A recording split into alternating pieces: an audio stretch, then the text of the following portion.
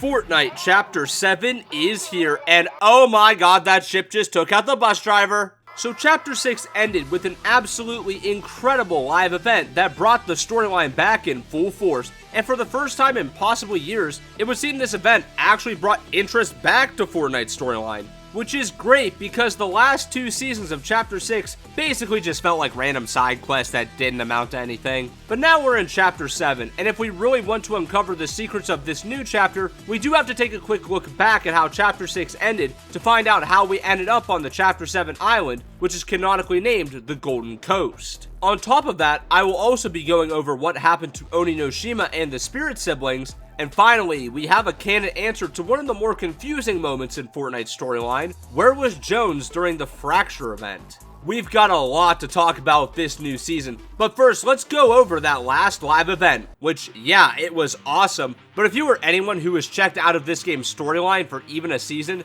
you had to have been so lost. Though, in all honesty, that last live event was so hype, I don't even know if that matters. Regardless, I'll just rapid fire through everything that's happened in the story for the past 4 months. Basically, there was this bug invasion, and this organization known as OXR came to Oninoshima to help fight back against them. The fight lasted quite some time, but what really turned the tides was OXR enlisted the help of the Power Rangers, who used their Megazord to send these bugs retreating back to the Spirit Realm. However, this left an anomaly on the island that the Dark Presence was able to use to finally take matters into its own hands. But just as Hope and Jones attempted to seal the anomaly, Kang and Kodos from The Simpsons meddled with their plan and dragged the pair to Springfield for this incredibly obnoxious collab that was sloppily thrown to the storyline. Can you tell I didn't like this season? But after this abomination was finally over, the real fight against who we now know as the Demon King began, where Hope and Jones enlisted the help of tons of heroes from across the Omniverse in this Avengers Endgame style live event, which was just basically any pop culture fan's dream come true. The fact that the Miku Miku beam with Godzilla is now canon makes me so unbelievably happy.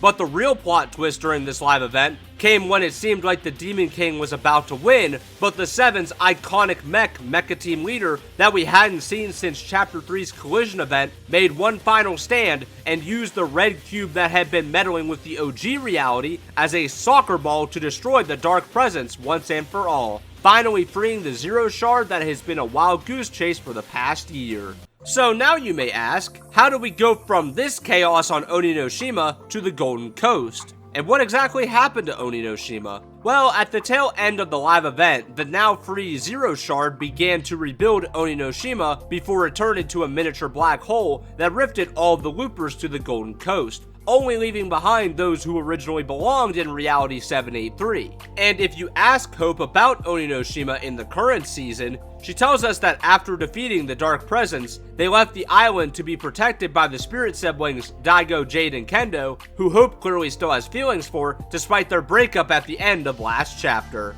But Oninoshima is now safe, and it would seem that unlike many other islands in Fortnite's storyline, this one got a happy ending, which, fun fact, now makes 2 islands in a row that didn't get destroyed. But now that we know what happened to Oninoshima, we can now focus all of our attention on the new storyline here in Reality 266, the Golden Coast. Which, by the way, you can see this island's reality designation in the Battle Pass screen of all places. So the Golden Coast is an island inspired by the US West Coast, which is why its POIs are inspired by Las Vegas, San Francisco, Area 51, Los Angeles, and of course, Hollywood. And before anyone comments, yes, I know Hollywood is a district in Los Angeles. Anyways, this Hollywood theming is why a lot of our Battle Pass characters are actually part of a film crew for an upcoming in-universe movie called Aliens 2. Those skins being Kingston, who is the film's director, Miles Cross and Kat Holloway, who are the film's stars,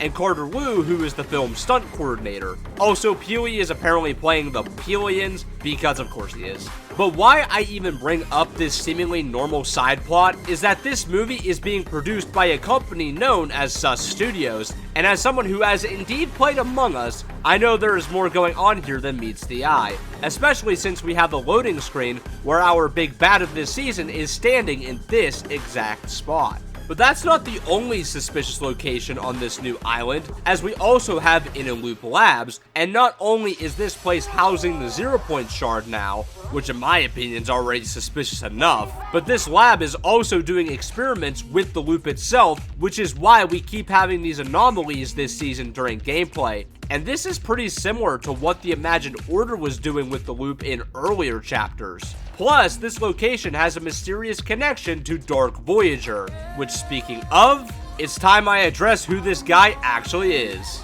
So Dark Voyager is our main antagonist of this season, but this is actually far from the first time we've met this character. So his initial appearance was actually as a Battle Pass skin all the way back in Chapter 1 Season 3, but he didn't matter to the storyline at all until much later when he was going by Eternal Voyager. Which, yes, these are likely the same character, and the reason being is that Dark Voyager was actually one of the characters who helped Batman escape Reality Zero in the 0 Point comics. However, in one of the issues, he foolishly jumped into the unstable 0 Point and shattered himself across the Omniverse. For years, we thought this character had met his end, until now, where it would appear that somehow Dark Voyager has been put back together, likely by the last reality, where he is now serving them as their new herald. This is why when Dark Voyager takes off his helmet, he almost looks like he's falling apart, though why exactly he did this we may never know, as Dark Voyager isn't actually a foolish character. Everything he does is very calculated, which is why he's currently planning his next move from the Cube Cradle, while simultaneously keeping tabs on everyone through his connections with Inaloop and Sus Studios. So now that we've established our villain for this season, let's talk about our heroes Hope and Jones. After saving Oninoshima, this pair have made their way to the Golden Coast and have now found themselves investigating Dark Voyager. While he hasn't done anything since attacking the battle bus, they both know he's up to something. However, it would seem they are having trouble getting any sort of a lead, especially since Hope's power to see the future suddenly isn't working, and while that is definitely not a good sign, Jones does still give us some useful information from his past experiences, as well as answer a question fans have had for quite some time: where was Jones during the Fracture event? So for starters, Jones tells us that Dark Voyager seems much like an enemy he has faced on another island, which is how we figured out that Dark Voyager is likely the new herald for the last reality. A group Jones describes as an overwhelmingly evil force that he wasn't able to fight and was forced to flee from. And the true reason he's been on this path of vengeance this whole time isn't because the Society kidnapped Peely, but because the last reality sent his friends to unknown terrible fates, and he had no way of saving them, and now he doesn't even know if any of them are still alive. But we actually do know the whereabouts of one of them now, and I'm not referring to the Visitor in Fortnite's OG reality, or whoever was piloting the mech during the live event, but the Order has actually found her way to the Golden Coast and even left some audio logs behind. Mission log. I was scanning the aftermath of the battle for Reality 783 when I picked up a distress signal sent by Agent Jones. It's been a while. He and I have a lot to catch up on. Whatever's going on, odds are the 0 Point is involved. Initial scans show this place has an intense concentration of 0 Point energies. I'll need more info to make a complete assessment. Mission log. Someone else is making a play for the shards, and I need to find out why. I could really use some help here. For the 7, we aren't what we used to be. I miss my sister most of all. Okay, time to lock in on the mission. I'll scout the area and see what I'm up against.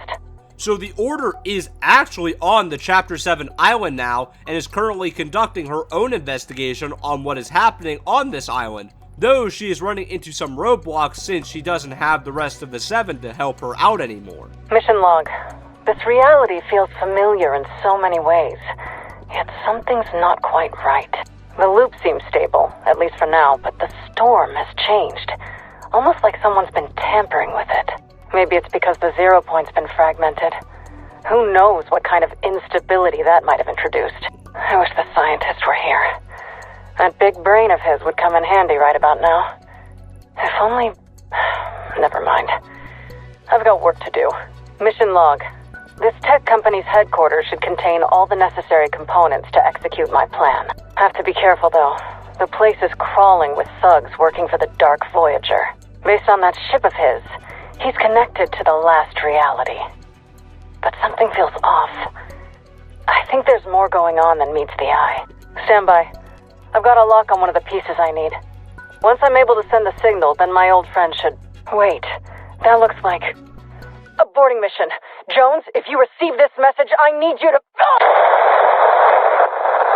And that's where the Order's logs leave off for now. It would seem as if she was finally onto something, but Dark Voyager was able to silence her before she said anything. Now, I do think this will all come into play later this season, but we'll just have to wait and see what happens. Because on top of all of that, this resident of the Golden Coast named Karina has also taken an interest in investigating the Dark Voyager. However, not only does she not trust him, but she also suspects Hope and Jones may be working with him. And while we as the players know that they aren't, Karina being suspicious is honestly understandable. And to her credit, her investigation could actually help Hope and Jones, as she was actually able to find evidence that Interloop is up to something on her own. So it's likely she'll be working with our heroes at some point this season. But that's where the story leaves off for now. Gotta say, quite the setup for this chapter. And of course, I've got some of my own theories for where this chapter may take us, but this video is already long enough, so if you want to hear about those, smash the like button and subscribe to the channel, and if you want to support even further, please consider using my creator code ThunderDM in the item shop. I really do appreciate it, but that's all for now. See ya.